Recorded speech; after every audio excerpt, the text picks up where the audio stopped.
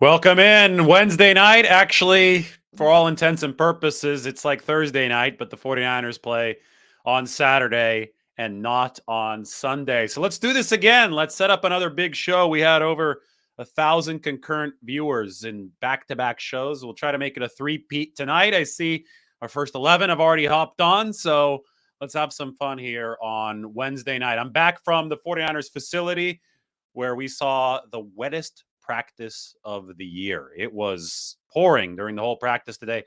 We'd had some luck with these 49ers practices over the past few weeks, despite the really rainy season in California. It always had seemed to slow down a little bit when the 49ers took the practice field, with the exception of like one or two sessions, only parts of them. In fact, the wettest day, I think it was last week, the sun ended up shining, and Kyle Shanahan was complaining that it was too hot out there. So we've obviously had some erratic weather here in California. Today, though, it wasn't erratic. Today it was just wet. It was just raining the whole time. And the 49ers might have gotten a preview of what it's going to look like on Saturday afternoon against the Seahawks. I saw one weather forecast that said 98% chance of rain on Saturday. I saw another one that said 80. Seen yet another one that said 90. Basically, the message is clear. It's probably going to rain on Saturday. And the 49ers were actually happy that they got a full practice in bad conditions today. And, I'll tell you what, I put the video up there. You could check it out on the channel. 4 minutes of throwing to receivers in the early warm-up period, all kinds of different routes, deep outs, crossers, slants. Brock Purdy hit the ground only once with the ball. It was on a pass intended for George Kittle. I forgot whose fault it was. It was hard to see from the sideline. But that 4-minute video is up, and you can see Brock Purdy connecting on all of his passes. He's got decent sized hands, so I think he can handle the rain. He was handling the wet football well in this game. Was he taking a little bit off of it because of the wet conditions? Maybe, but he was still accurate, and that's what's going to take if it's really wet on Saturday. You have to be accurate. It's okay if you take a little bit off of the football. The defense is going to be a little bit slower to its spots as well if it's wet, just because you can't plant. It's a different type of ball game, right? So the 49ers and Brock Purdy have to be ready for it in what I'm calling the playoffs of Purdy. Here is the schedule in the playoffs of Purdy, the NFL's Super Wildcard Weekend, as they call it. Why don't we go through some of these games, and then we'll talk about the 49ers specifically, because obviously all of this affects the 49ers. This bracket, they're part of it. They're trying to make it through all the way to the Super Bowl. So starting off on Saturday, 1:35 Pacific. These times are all Eastern. 49ers and Seahawks. So this will be the first game that anybody sees in the playoffs on Fox.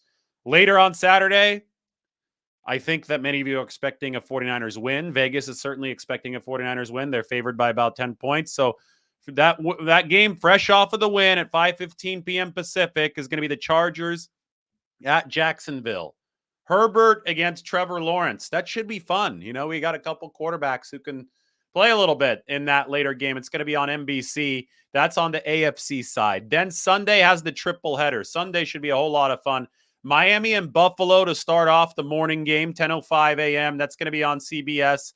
No Tua Tagovailoa, so it's going to be tough for Miami to go into Buffalo and win. They narrowly lost with Tua just a few weeks ago up there, but it's going to be tough for this time in Orchard Park, New York. But we will get our look at the 559 zone, Josh Allen in the playoffs a year after he was so spectacular in the AFC playoff picture. And then comes the game that really affects the 49ers, New York against Minnesota. The Giants narrowly lost to Minnesota on the road very recently, right? The week before Minnesota finally lost to the Green Bay Packers to cede the number 2 position to the 49ers. So it's a 3-point spread. The Vikings are favored over the New York Giants, but I really, really think that it's possible that the New York Giants knock Minnesota off. As we've been talking about throughout this whole back half of the season, Minnesota is not that good. Minnesota's gotten really lucky over the course of this season. And when you look at the Vikings, you have a 13-win team. You have a 13-win team that had a negative point differential. That's never happened before in the history of the NFL.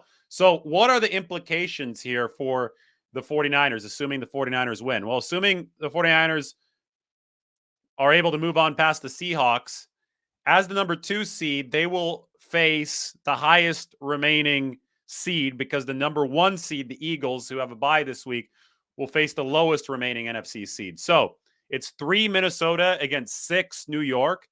If that 3 seed prevails, if the favorite Vikings prevail, the 49ers will automatically be slotted in to host the Minnesota Vikings. And that means that the winner of the Monday game right here, Cowboys and Buccaneers, that is a Buccaneers number 4, Cowboys number 5 game. The winner of that game would be slated to play Philadelphia. Because this is being played on Monday, and because the NFL doesn't want to make a Monday participant turn around and play the following Saturday, the Dallas Tampa Bay winner would be slated to play the Philadelphia Eagles on Sunday, which would pit the 49ers against the Vikings next Saturday, if that makes sense. The 49ers playing this Saturday. If they win and if the Vikings win, we would see them play the following Saturday at Levi's Stadium against Minnesota. Now, if New York wins, if New York pulls the upset, they're the 6th seed, the Eagles would get to play the lowest remaining seed in the NFC, and that would be the New York Giants, which would mean with the New York Giants win, the 49ers would play the victor of Tampa Bay, Dallas instead, and the 49ers would play that game on Sunday to give Tampa Bay and Dallas at least more fair rest.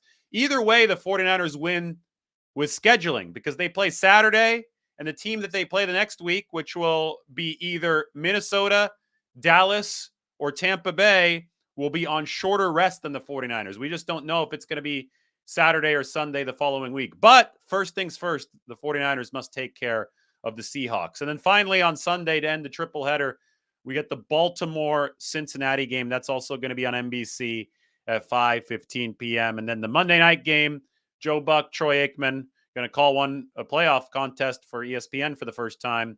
That's going to be Monday Night Football, 5:15. And who knows, maybe that will determine who the 49ers play. But we won't know anything until the Giants and the Vikings play. And also, none of this counts if the 49ers cannot beat the Seattle Seahawks. So why don't we move focus to that? Then we could answer some questions about the NFC playoff picture in general. But 49ers and Seahawks, one thing that I think should make 49ers people more confident entering this playoff run than playoff runs in the past, and that includes 2019, is this right here. The 49ers offensive line is ranked number 5 in football cumulatively in pass blocking efficiency. This has never been the case before under Kyle Shanahan. This is something that, gosh, I harped on so many times over the years. Pass protection, pass protection, pass protection. It was ripe to derail the 49ers at so many key junctures over the past few seasons. It did in 2019 in the Super Bowl with Chris Jones wrecking the interior. It did in 2021 with Aaron Donald sealing the 49ers' fate in the fourth quarter.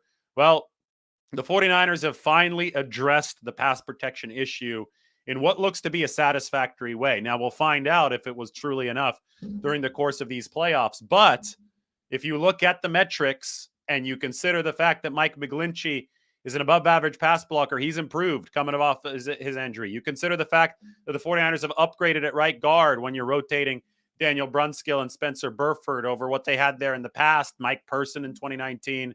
And then, of course, Daniel Brunskill, I think, playing out of position for the 49ers as a starter. Daniel Brunskill is such a good rover for this team, and he's had to play that roving position now with Aaron Banks out at left guard. Banks is going to be back, but Brunskill did a great job filling in for him. If Brunskill is that 6th offensive lineman, as he has been this season, he is in position to contribute to this football team, just like he did in 2019, which really helped the 49ers. But this year's line is much better than that one. And one of the main reasons is the center, Jake Brendel. What happened to Alex Mack? He retired. People thought the 49ers would be in big trouble at center, but Jake Brendel has stepped the hell up for this football team, Pro Bowl alternate, and getting that job done has stabilized the entire line, allowed big Trent Williams over on the left side to team up with the second-year man Aaron Banks and really deliver a formidable offensive line. Number 5 in pass blocking efficiency, and they're also run blocking now. It takes Shanahan teams some time generally to hit that run blocking cohesion. The 49ers have found it. And they found it because they have a back that is really good at meshing with an offensive line in Christian McCaffrey. But the 49ers ranked number 26 in DVOA rushing efficiency before acquiring McCaffrey. Ever since placing him into the starting lineup, the 49ers rank number 3 in rushing efficiency. So this team has gone from number 26 to number 3 in rush efficiency. They've gone from bottom half of the league early in the Shanahan tenure through 2019 and 2020 in pass blocking efficiency to number 5.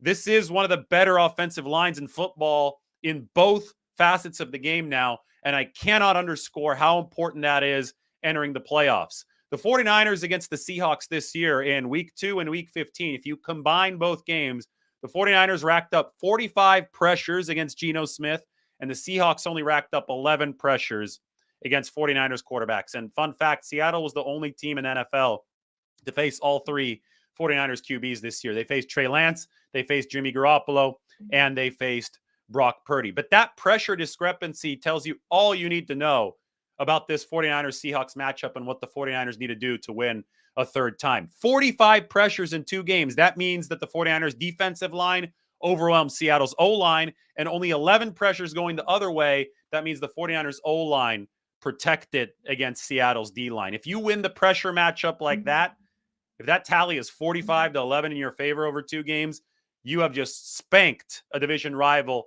at the line of scrimmage. And I don't see any reason why the 49ers can't do the same thing against Seattle again.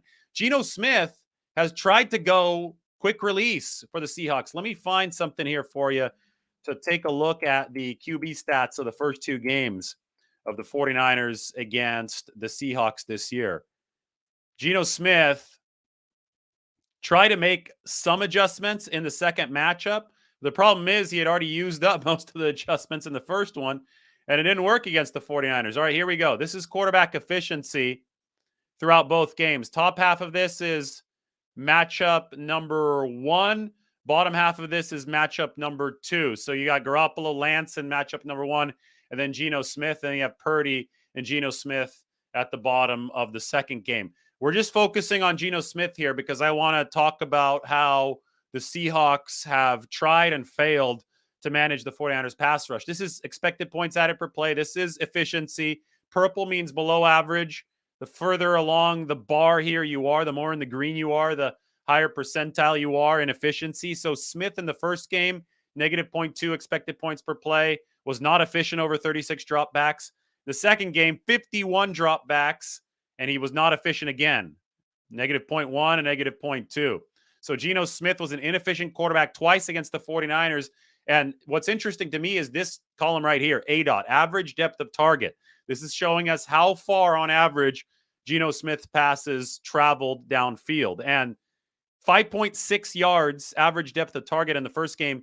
As you can tell, that's way down on the left. In the purple, that is not a high mark. That shows you that Geno Smith was trying to throw the ball short to mask up the 49ers pass rush, which was beating his offensive line, especially his left tackle, Charles Cross, and his right tackle, Abraham Lucas. So Smith was throwing short, but that didn't work.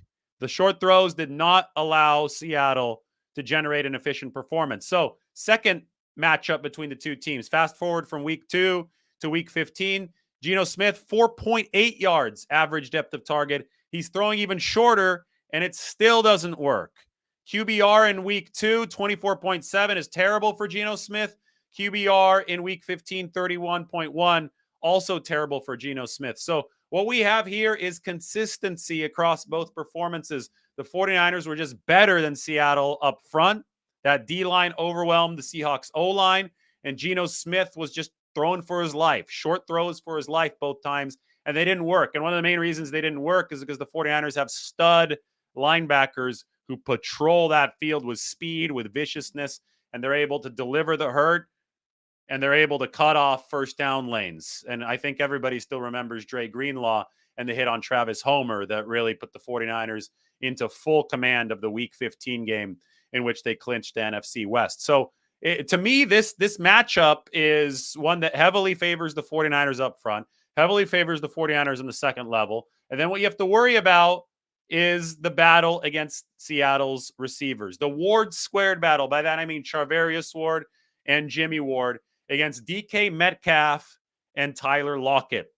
This went very far in the 49ers' favor in Week 15. And they took the unusual measure of having one of their cornerbacks, their top corner, Charvarius Ward, follow DK Metcalf around about 70% of the time. And this opened up other coverage matchups for the 49ers on the back end. The key for the 49ers is to make sure that Diamador Lenore, who's the weak link of this defense, is not overly exposed to any of these stud Seattle receivers. DK Metcalf's a really good player. Big dude, big target. Tyler Lockett, I mean, he's one of the best receivers in the game. Not a big dude, not a big target, but he can move. He can move out of the slot. He has short area quickness. He's got great hands, great ball tracking skills. The 49ers were able to slow both of these guys in week 15 due to Charvarius Ward just really kind of pissing DK Metcalf off, right? He really irritated him back in week 15. And then Tyler Lockett, the 49ers used a bunch of different coverage techniques against Tyler Lockett. They mixed it up. But when he lined up in the slot, and that was against Jimmy Ward, he didn't do anything. One catch against Jimmy Ward for Tyler Lockett on the game. He ended up having like 60 or 70 receiving yards. But as we know, there was only one real garbage time touchdown for Seattle in that football game. The 49ers really snuffed them out offensively. So the 49ers have some studs in their defensive backfield, and they have to make sure they play the matchups right against these two good Seattle receivers to ensure similar results to weeks 2 and 15. And, one way that you're really going to ensure results that are similar to weeks 2 and 15, continue overwhelming Seattle up front. And that starts with Nick Bosa, continues with Sansa Mebucom, Jordan Willis, Eric Armstead, all of those 49ers D linemen. We know that they're better than the Seahawks O linemen. We know that they're better than Charles Cross. We know that they're better than Abraham Lucas. That's already played out twice this season, and it's going to have to play out a third time. Why don't we flip it to the other side of the football? By the way, here. Let me show you something first. This was cool. Mike sent this to me. This was on Reddit.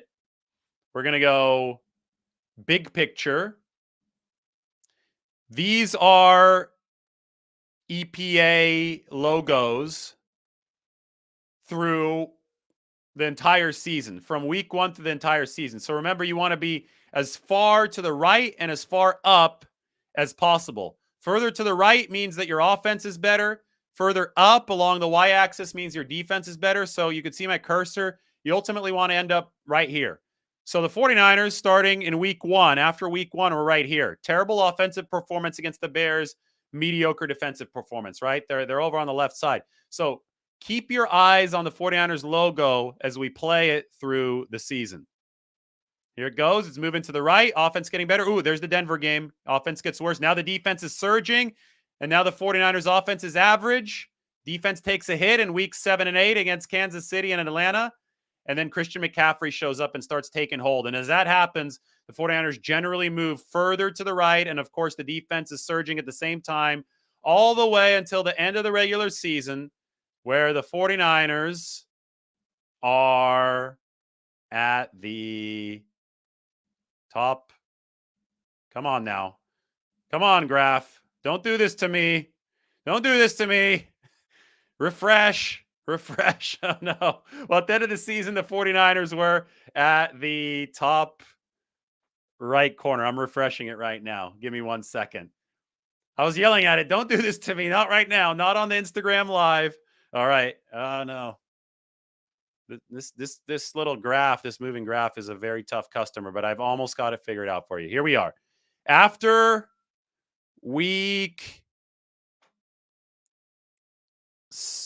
now it's on week 17. This graph is doing it to me again. Got to run another refresh. But we're going to end up with the 49ers' final positioning of this 2022-2023 regular season. All right, here we go. Perfect. Got it. This was after week 17. I think that's the best we're going to do. Here the 49ers are. Look, you find their logo in the upper right. So a whole season's worth of movement. Started way down over here. It was hanging around on the below average side offensively for a while. Dipped a bit defensively, but they recovered to be the highest team right here on the vertical axis. That means the best defense in the league. Number 1 defense. And they're also one of the top offenses in the league. Thank you to Christian McCaffrey. Thank you to Brock Purdy for carrying that quarterback torch after Jimmy Garoppolo went down, and the 49ers as this graph suggests, are the best team in football. Now, if you only did weeks 8 through 18, then the 49ers would be way up here, right? And that's the 49ers argument right now. They said, hey, we're a very different team with Christian McCaffrey, with our defense healthy over the back half of the season than we were over the first half of the season. But the 49ers are here in the upper right. All right, so that's the table setter for the playoffs of Purdy. Why don't we talk about Brock Purdy and the challenge of the 49ers offense is going to have blocking in this game. Seattle's 2 sacks leaders come from the edge. Outside linebackers in Pete Carroll's scheme, kind of strong side linebacker type position, but edge rushers for all intents and purposes. Darrell Taylor and Uchenna Nwosu. Uchenna Nwosu has a few more sacks than Darrell Taylor, but both of these guys have been productive. Taylor especially as of late. Any edge rusher in the NFL who can get to the quarterback can wreck a game. You have to account for edge rushers. So Mike McGlinchey, spotlight's going to be on him here in the playoffs. Trent Williams has been so good. Spotlight always on him. It's going to be back on him. But more than that, the 49ers have to take care of the football in a way that accounts for creative rushers. And a lot of that's going to be on Brock Purdy at the line of scrimmage. I fully expect Pete Carroll, based on what he's talking about, gassing up the 49ers in every single interview, the fact that he's a 10-point underdog, I fully expect Pete Carroll to throw the kitchen sink at the 49ers. And we know that Pete Carroll is a defensive-minded coach. I mean, he was the defensive coordinator of the 49ers, for crying out loud. The last time that the 49ers had a point differential as high as they did this year, and they led the NFL in point differential, I think Pete Carroll was just coming off of being their defensive coordinator. So it was a long time ago, but it was during the glory years. And Carroll obviously knows how to coach. And I think that he's going to be mixing stuff up so that Brock Purdy, who's only played in 6 career NFL games, the sample size isn't tiny, but Pete Carroll is a defensive mind that can give Purdy some stuff that he hasn't seen yet. And it's going to be really, really important for the 49ers to adapt and react to new defensive looks so that they can make sure they keep the Seahawks' most destructive edge rushers blocked. And that's going to be Darrell Taylor and Uchenna Nwosu. Now, they've also got Tariq Woolen on the back end, right? That's the cornerback rookie who's been really good, so you've got to watch out for him. The thing is, the 49ers just have so many weapons. So you assume Woolen stays at least part of the game on Brandon Ayuk, who is the 49ers' best man-beating wide receiver. Well, then you have George Kittle. Then you have Christian McCaffrey. Then you have Deebo Samuel. Then you have Ray McLeod. Then you have Juwan Jennings. I could go on forever, it seems, with some of these 49ers weapons. And it ultimately does come down to Brock Purdy, after identifying the defense, identifying the rushes so he protects himself. At that point, he has to become a point guard. And when he's a point guard, he has to determine where the spacing on the field is most advantageous to throw. And that's where we've really seen Brock Purdy excel so far this season. He's got a 107.7 quarterback rating, which leads all NFL QBs with 30 or more passes so far this season, including the veterans, including guys like Patrick Mahomes, Josh Allen, Tom Brady. Brock Purdy's been better in passer rating, and that is impressive. I mean, it's hard to believe that he's still sustaining this clip as a 7th-round pick in his rookie season. But the longer that he does sustain it, the more people are going to be thinking the 49ers really have something special here in Brock Purdy. But the playoffs are going to be a whole new challenge, especially against Pete Carroll, who's going to be throwing the kitchen sink at Purdy following the second matchup where, it didn't work too well, right? Pete Carroll did try to mix some stuff up. There were some blitzes. Brock Purdy had a bad oblique injury, wasn't able to really throw downfield in that game. No passes traveled over 20 yards. Well, just like this is the first team to face Brock Purdy twice, the Seahawks are the first team to have that chance. They may not be seeing the same version of Brock Purdy because he's much healthier than he was back in week 15. So we'll see if he's able to air it out a little bit, keep that Seahawks defense off balance. The 49ers, with their number 5 pass block efficiency, have been able to go downfield more. Jimmy Garoppolo had a higher average depth of target this year. Brock Purdy, he's got a lower average depth of target, but there have been memorable throws downfield that have worked out for the 49ers. And those are throws that you can make when the pass protection is at least passable. And it has been so far this year for the San Francisco 49ers, more than passable. Number 5 in pass blocking efficiency. So anyway, those of you just joining right now, I'm sure that you watched the show this morning, but maybe you didn't because we didn't have that many viewers. But this is the big article that came out this morning. And, I wrote this for The Athletic, and this was one of the most fun pieces I've ever written because I observe this throughout the course of the year. I'm in the 49ers locker room almost every day, right? Then I'm there after games. It doesn't matter if it's a win or a loss, or if it's at home or if it's on the road. After every single 49ers game, Nick Bosa pulls up a chair to Trent Williams' locker, and the two chop it up at Trent Williams' locker. It is one of the most imposing, epic sights in a football locker room, in my opinion. Because Trent Williams might be the best offensive lineman of all time. There's already people saying that. He's definitely the best in the game right now. Nick Bosa might be the best defensive lineman in the game right now. You have sheer star power from both trenches, right? So, people who love offensive and defensive line play, you've got the biggest stars from both sides of the football, not only on the same roster, but you have them in the same locker room after every game, sitting there breaking down what just happened. I mean, talk about a meeting of minds. That's what I wrote about on The Athletic in this big article. So I'm going to copy and paste this link. I'll go ahead and put it in the description later, but I'm going to put this in the comments section. And make sure you do check it out, because I put a lot into this, and there is a lot that the 49ers are getting out of these summits between Nick Bosa and Trent Williams. Trent Williams, in fact, in the article, you'll see he credits Nick Bosa for revitalizing his career. Isn't that powerful? Trent Williams is 34. Nick Bosa is 25. This happened 2 years ago, the whole revitalization. So Trent Williams is 32 and Nick Bosa is 23. The 32-year-old, obviously he's being paid big money, and there's a lot of glory being the highest paid left tackle in all football. But what really, really paved the path for Trent Williams to sign that contract was playing with a highly talented younger guy like Nick Bosa, a prodigy of sorts, right? 32-year-old Trent Williams coming off of the season that he missed with the cancerous growth on his head. People weren't really sure what Trent Williams was going to be about when he joined the 49ers. It was a trial year. They played him on that one last lame duck season of his contract, right, in 2020. And following the year off, I think all questions about how he might look on the wrong side of 30 were valid. But Williams showed up and began dominating, and you could trace that back to training camp of 2020 when he squared off against Nick Bosa. And Trent straight up told me, facing Nick Bosa, facing that young blood, right? I mean, facing a guy who was as technical and as talented as Bosa, somebody who could actually challenge him, unlike the players on Washington's team over Trent Williams several years there. That is what got the competitive juices flowing again for Trent Williams. It's what got the perfectionist within him roaring again. And Christian McCaffrey is quoted in this story too. And he talked about the perfectionist dynamic in the 49ers locker room. I mean, this is awesome stuff that I highly recommend that you subscribe to The Athletic and check out and read. You've got Bosa and Williams sitting next to each other at the locker talking football. And then you have one of the other greatest players in the game right now walk by, Christian McCaffrey, coming back from the cold tub or wherever, and he butts his head in. And that's what it looks like in this 49ers locker room.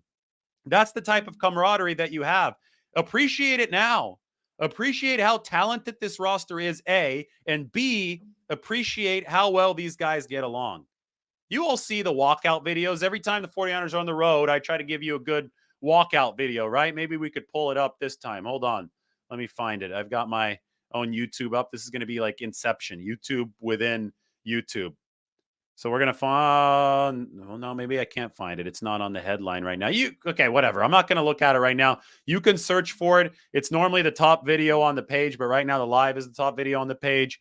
49ers walking out against the Raiders with the boombox. I mean, these guys are obviously having fun. There's obviously camaraderie. Well, that camaraderie stretches into the post-game locker room, the pre-game locker room, during the week in the locker room. Guys are bouncing ideas off of each other. The way I look at it is the 49ers locker room is a gigantic laboratory filled with some of the best football players in the world. But these guys all treat it like a lab where they're there with their fellow scientists and they want to perfect the product on the field. Christian McCaffrey said, we don't care, we do care about winning, but that's not the only thing that we care about. We care about winning well. We care about putting really good football on the tape. And there's this obsession almost with it to where guys are talking after the game before the game, but especially after the game, right after, even if they win, they're talking about the minute details they can really perform to be better.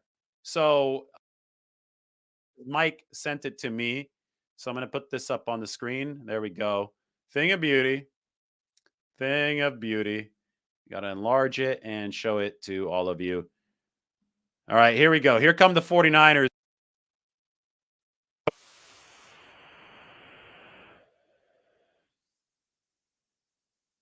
Even though he wasn't active for this game, Deebo Samuel, make sure he's coming out too. That's Charles Omena who's looking right into the camera. I mean, these guys are having fun.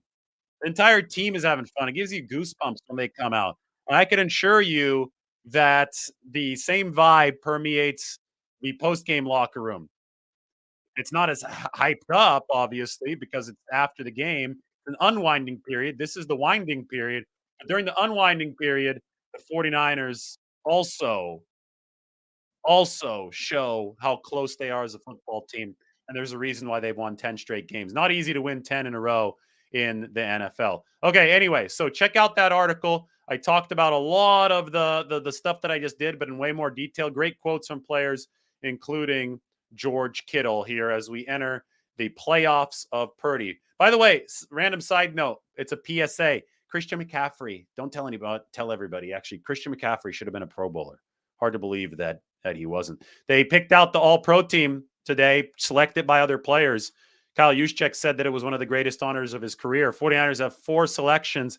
Juszczyk at fullback, Williams at left tackle, Bosa at edge rusher, and Fred Warner at linebacker. Warner, I mean, this season he's been the best cover linebacker in football. You just don't throw over the middle of the field against Fred Warner now because he shuts it down with such efficiency. It's almost like Warner might have single-handedly derailed Miami's season this year, right? Miami and Tua Tagovailoa were just using the middle of the field mercilessly against other teams. Plays the 49ers, only throws over the middle like twice and goes 1 for 2.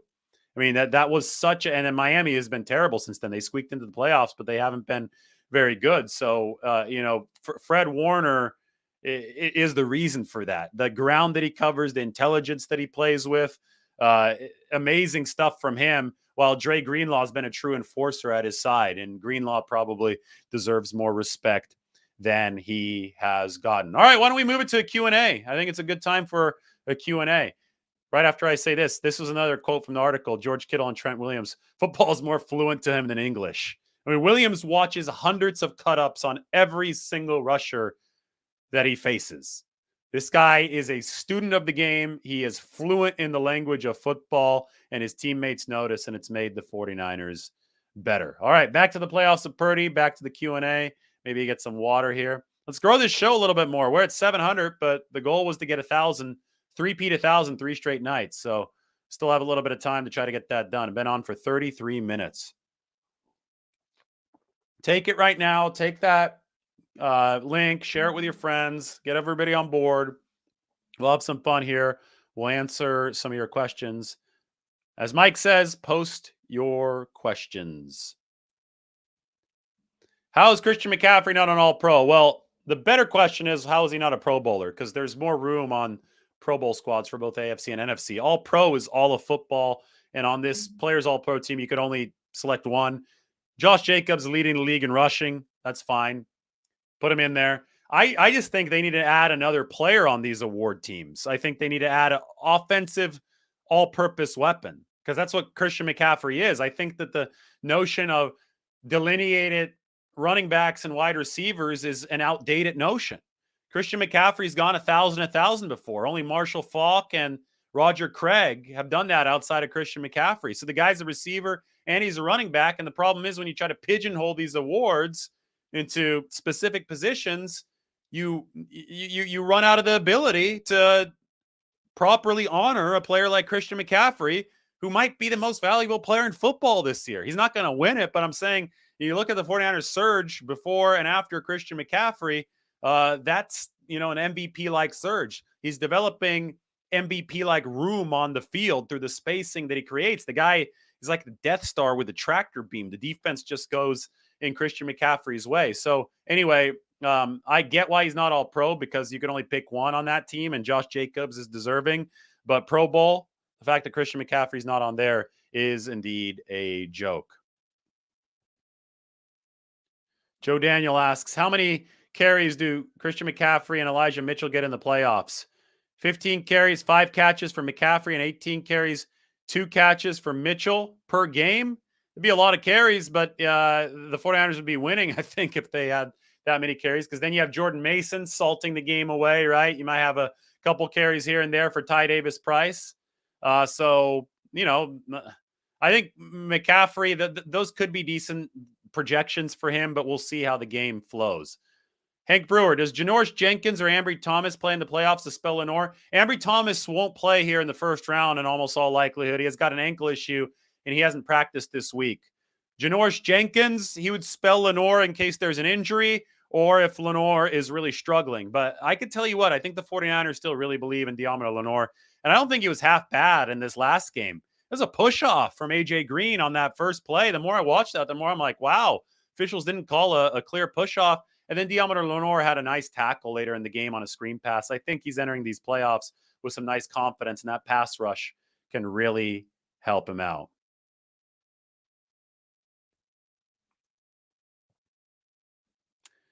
Okay, looking for some more questions.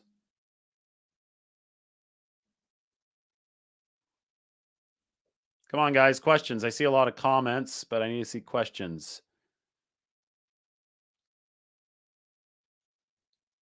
What is your honest assessment and outcome for Saturday's game?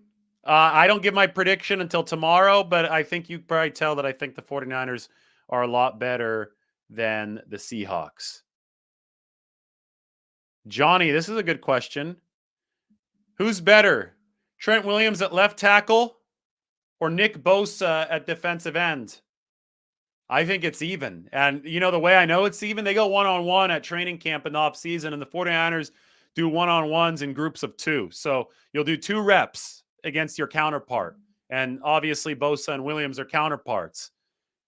Most of the time, Williams wins 1 and Bosa wins 1. So that should answer your question. Niners halftime adjustments have been stellar. How much do the players contribute? The players contribute nothing to those, really. That's on the coaching staff. You got to give the coaching staff credit for that. Do I see this as a Debo game with screens? Yeah. I mean, the 49ers offense relies on layering talent, right? You layer the talent. So you almost create interchangeable, versatile pieces. You've got Christian McCaffrey, who can play wide out slot, running back, whatever. Debo Samuel, wide out slot, running back, wide back, right? And the more of these interchangeable pieces that you have, George Kittle, Kyle Juszczyk being other ones, the more you can sustain your offensive plan, even if some guys have to step out either due to injury or for a breather. So I absolutely see this as a game where the 49ers utilize Debo Samuel the way that he should be utilized. And hey, Seattle's probably going to light the 49ers up with some blitzes. I don't think that Seattle's going to die in this game being passive. I think that Pete Carroll doesn't blitz a whole lot. So I think he's going to go against tendency, because you have to go against tendency if you want to reverse the outcome of the first 2 games in which the 49ers smoked the Seahawks. So there's going to be some aggressive pressure from Seattle. Some screens to mitigate it would be smart from the 49ers. How can Hufanga play better? Well, he's got to have his eyes in the right spot, and that means he's got to be disciplined in case there are play fakes on the other end. He can't bite on that play fake all too often. I actually think that Hufanga, his speed is good enough if he plays with the right anticipation and the smart eyes to do good coverage technique. But executing that is reliant on executing with your eyes. And if you get sucked into the backfield, it's going to be bad. They don't want Talanoa Hufanga to get sucked into the backfield like he did against the Raiders. Last week's games were fun to watch, but are more teams in the wild card bracket better or worse for the quality of the playoffs? Worse. The more teams you add, right? The more teams you add, the worse the quality is going to be, because you're adding teams lower in the seeding assessment.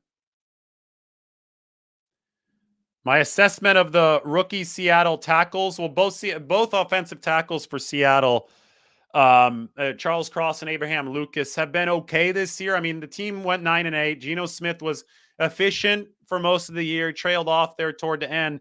My assessment of Cross and Lucas is that they're no match for Nick Bosa. And by extension, they really struggle to block the rest of the 49ers offensive line. I mean, I mentioned the stat a little bit earlier. Those of you joining late, 49ers over 2 matchups against Seattle, 45 pressures total. Seattle has 11 pressures against them. The 49ers have spanked these guys up front. And if you continue doing that, you're going to beat them 3 times, and it should be handily each time. Hell yeah. He's wearing the same exact turtleneck from Suit Supply as me right now. Thanks to you telling me and my girlfriend for getting it for me. I'll pass the message along to Margot, my fiance, who picked this one out at Suit Supply. And I'll let the guys know at Suit Supply. Got some Niners fans at Suit Supply, by the way.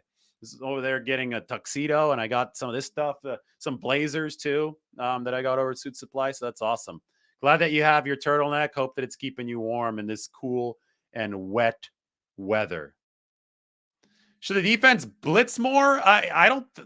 I think D'Amico Ryans has upped the blitzing quite a bit this year.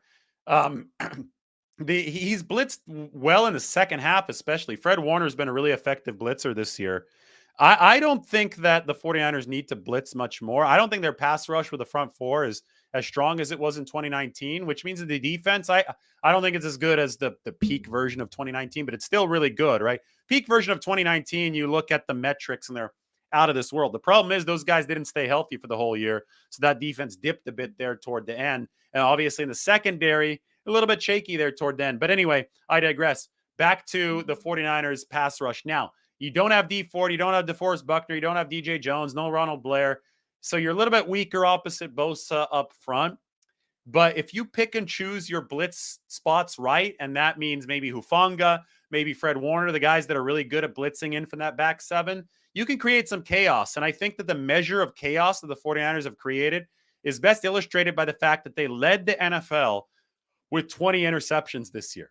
And a lot of those interceptions were easy picks for the safeties like Tashawn Gibson. And what does an easy pick mean? It means you got pressure on the QB because he's throwing up a lollipop downfield. So I think the 49ers have been fine with their rate of blitzing. Looks like regular viewer Jason is drinking some wine. Hopefully everybody can pop open a beer or wine on these shows. Maybe we'll do one tomorrow or Friday. Friday, I'm not drinking. I'm here to cover the 49ers. But hey, if this is entertainment for you, if you like to drink during some of these shows, ask some good questions. Why don't we make it that? Football is supposed to be fun. There's another regular viewer, Akshay. Debo's going to be hungry and ready for a big game. I think so. Should have some fresh legs because he hasn't played all too much lately. Saw a little bit of action this past week, but they were just trying to knock the rust off, get him ready for the big contest. Do I think, here, these guys are coming fast with these questions. Do you think the interior offensive line can bully the Seattle D-line enough to get the running backs 30 carries? Now, it doesn't exactly work this way. You can't just bully your way to 30 or 40 carries. You have to pass your way to that too, right? Passing the football moves the chains, loosens up the defense, and sets up the opportunity to run 30 to 40 times a game. Do I think the 49ers can do that? Absolutely. They did it against Seattle in week 2. They also ran a bunch of times. I forgot exactly how many, but McCaffrey had 26 carries in week 15. But let's just remember that we can't expect the 49ers to succeed if they just keep on running up against the brick wall. Pass has set up the run for this team this year. That's been the general trend. And that goes back to Garoppolo taking over in week 2. Pass set up the run. And then Christian McCaffrey came in, and boy, did pass ever set up the run, because McCaffrey is both a receiving and a rushing threat. Yeah, good news for the 49ers today on Adam Peters, that's for sure. Adam Peters has declined interview requests for the GM position in 2 spots, the Tennessee Titans and the Arizona Cardinals. And let me talk about that for a little bit, because I know I made a brief comment on it in a video earlier today. As soon as it happened, I was actually at In-N-Out Burger in Mountain View. It was raining outside. But, a lot of people went off and speculated right away, and they said, oh, this must mean that John Lynch is really close to stepping down because Adam Peters doesn't want to interview elsewhere, and he must know that he's next in line to be GM with the 49ers. And I wouldn't necessarily say that that's the case. I'm not sure if that is, I think that's speculation. I don't know if that's a factual read on the situation, because based on all my interactions with John, based on, listening to an amazing podcast with Thomas Dimitroff, who was the former Falcons GM. John Lynch joined him on a podcast about a year ago. Just taking all the data points, John Lynch is hardwired to be competitive. And I don't think that he is even going to think about leaving until he wins a Super Bowl ring with the 49ers, if and when he wins a Super Bowl ring. And even then, if he wins that Super Bowl ring, sometimes that creates the itch to win another Super Bowl ring. So I wouldn't be so sure about John Lynch just wanting to ride off into the sunset at the snap of a finger right now, even if the 49ers win the Super Bowl this year. What I am sure of is that Adam Peters grew up in Cupertino, shared an elevator with Joe Montana at Candlestick growing up, and that was his favorite childhood memory. He's told me about it before. And I think that Adam Peters believes that he's in a dream job with the 49ers. He has a lot of personnel control with this team. He doesn't have to deal with the stress of being in front of the camera at all times because he's the assistant GM.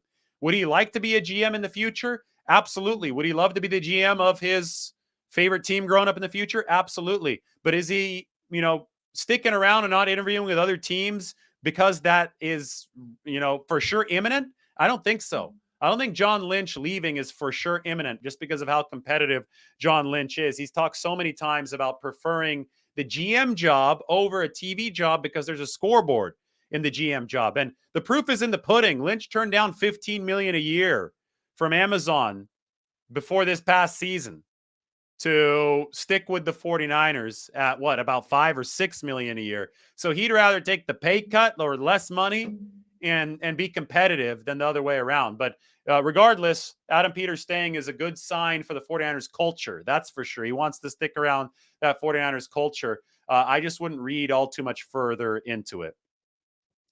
A lot of good questions. Thank you to the fellow Visalia native. Appreciated. Mike Wright asks, any chance that D'Amico Ryans returns next year? Yeah, if he doesn't, Pat McAfee, Darius on the Pat McAfee show asked me that today. Does, if D'Amico doesn't, my answer was if D'Amico doesn't get an offer that he likes, he can absolutely stay. Because if you hop to an offer that's not good, and we've already seen reports that say that D'Amico said no thanks, but no thanks to the Houston Texans. If you jump ship to a bad situation, that could go downhill really fast. And then you lower your stock as a head coaching candidate for your next potential job after you get fired. So you have to make sure that you inherit a good situation, a healthy cap situation, potentially a good quarterback situation, or at least a chance to draft one when you're jumping to be a first-time head coach. So D'Amico Ryans is going to bide his time. That's what he suggested today during his press conference, and he's going to hope to find the best possible situation. All right, we're building now, 877. Remember, the goal is to get to over 1,000. We're at 48 minutes, and we're trying to get over 1,000. Maybe we get there under the hour. That would be cool. Pat McAfee, it was fun today. Congratulated him. He's expecting a baby with his wife, I believe, in May.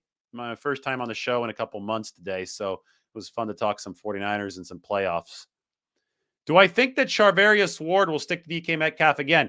At least some of the time, yes. It was about 70% of the time in Week 15. Obviously, it was a winning strategy for the 49ers.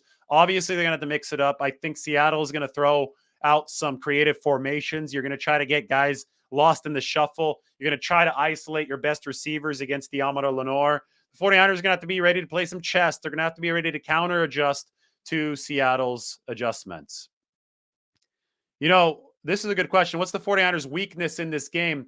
I'm going to look more at Seattle's strength than the 49ers' weakness. We've already talked about Lenore, potentially exposing the back end. But the best portion of their game is their special teams. The Seahawks are ranked number 4 DVOA in special teams. The 49ers, since the McCaffrey takeover, have been number 7. I think that might be their overall rank too.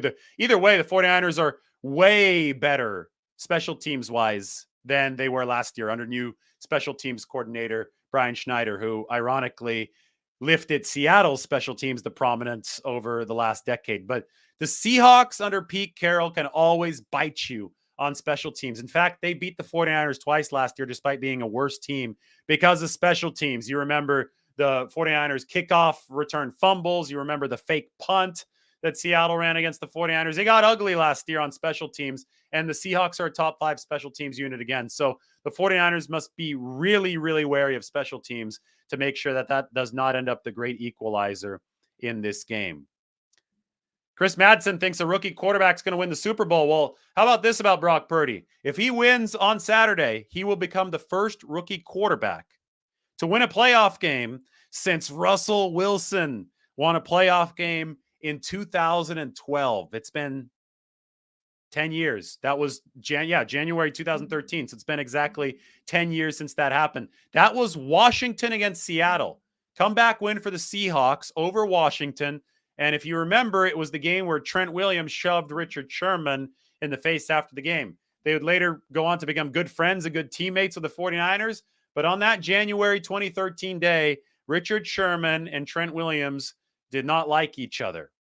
So, blast of the past. Purdy, if he wins this game, if the 49ers win, Purdy will become the first rookie quarterback to win a playoff game since Russell Wilson did for the Seahawks on that day. Adam Peters, South Bay guy. Yes, sir. You know, a good question. I should interview Anthony Lynn at some point. That would be fun. I have talked to him, but no formal interviews yet with Anthony Lynn. Yeah, I guess it didn't work out for Mike LaFleur with the Jets. There's always a chance he comes back to the 49ers. He could also go work with his brother with the Green Bay Packers and Matt LaFleur. I mean, he's probably going to stay within the same tree, right? So we'll see what the openings are this offseason because, you know, the 49ers are so good this year, the guys are going to get hired away. So there might be openings, and if LaFleur wants to come back, might be the spot that he wants to be at. But offensively, things were looking like a dead end in New York this offseason. Robert Saleh had that defense playing some good football, but with Zach Wilson offensively, it was no bueno for the New York Jets. Yeah, I mean, there is unknown with Purdy, but it's all been good so far, right? I mean, yeah, you've had a couple head-scratching throws, and you had the 17-yard sack last week, but the efficiency on the aggregate has generally stayed consistent for Brock Purdy.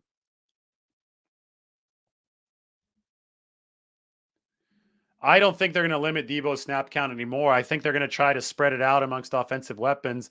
Kinlaw, he's a rotational D lineman. He was at 22 snaps in each of the past 2 games. I think I would expect about 25 from him, regardless of whether or not they're limiting him. So I don't think so. I think the answer to that question would be no. I mean, look at how's Bobby Turner just doing? Well, let's check in on Christian McCaffrey and Elijah Mitchell wrecking the competition. Let's look at Jordan Mason playing really well. Ty Davis Price, Kyle Juszczyk, and All-Pro. I mean, all those guys are developing under Bobby Turner and Anthony Lynn's watch. 49ers really have an all-star group of coaches in that running back room between Turner and Lynn, and Turner obviously showed up later on in the season.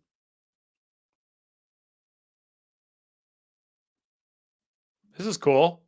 If Brock Purdy even just starts a Super Bowl, he'll automatically set 4 Super Bowl records. Youngest, first rookie, first third-string quarterback, and the first time starts a Super Bowl. I might use that for a tweet at some point. Unfortunately, I won't pay you for it, but thanks for posting on the show. Regular viewer again. Yeah, Mike LaFleur was a scapegoat in New York. I mean, Zach Wilson, I think, is the main problem there. But that's how it works in the NFL. Sometimes heads do have to roll. It's a short patience kind of league.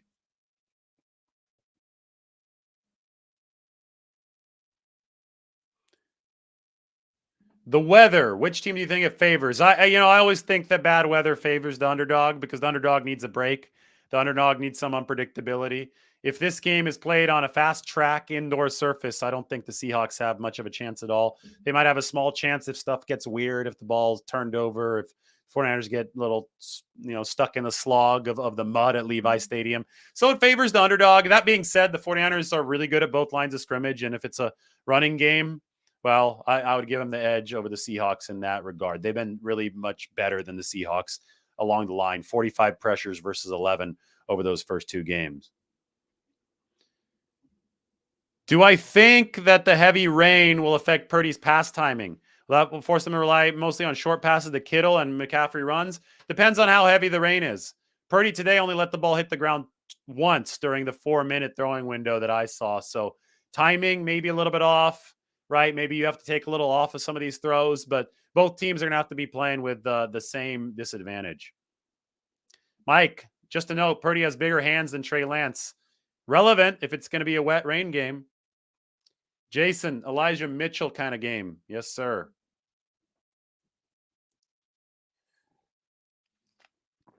I agree. Go and check out that video. Sub to the channel. Check out the video of Purdy throwing the ball at practice today. I don't know if we're going to get it to 1,000 today. We're at 904. Got 5 minutes to go before an hour. Maybe get a few more people joining here across that 1,000-yard barrier, but we'll see. Drake Jackson's going to be active for this game because the Seahawks like to throw, and even if it's raining, they're going to want to throw. They got DK and they've got Tyler Lockett, so the 49ers are going to want to bring edge pressure. The reason Jackson hasn't been active in 2 of the recent games is because the 49ers were loading up on defensive tackles, especially with Kinlaw on a pitch count, because they're going to face run-heavy attacks. This game against Seattle, the Seahawks have been passing. Geno Smith has set the franchise record for passing attempts in a season. These guys like to get the ball downfield. The 49ers have had success playing Drake Jackson against them twice already this year. I expect them to do more of the same and have Drake Jackson active on Saturday. How many postseason sacks does Bosa have? I think he's got like 5 or 6, but I'm not sure. Would Purdy be as effective without Christian McCaffrey? Hell no, he wouldn't be. Jimmy Garoppolo wasn't as effective without Christian McCaffrey. I mean, the big variable that's changed, and you look at this season, Christian McCaffrey, it's number 23. Nobody would be as effective without Christian McCaffrey. He's one of the best players in football. Yeah, we were at 9:24, then it dipped back to 9:01. We got 3 minutes left. I'm going to end this at the hour because I got stuff to go do. So we will see how many more we could squeeze in here. Yeah, you guys better smash that like button. That would be good if you did. You want to see Niners versus Bills, huh? That would be a hell of a matchup. Former 49ers fan, Josh Allen, for the Buffalo Bills.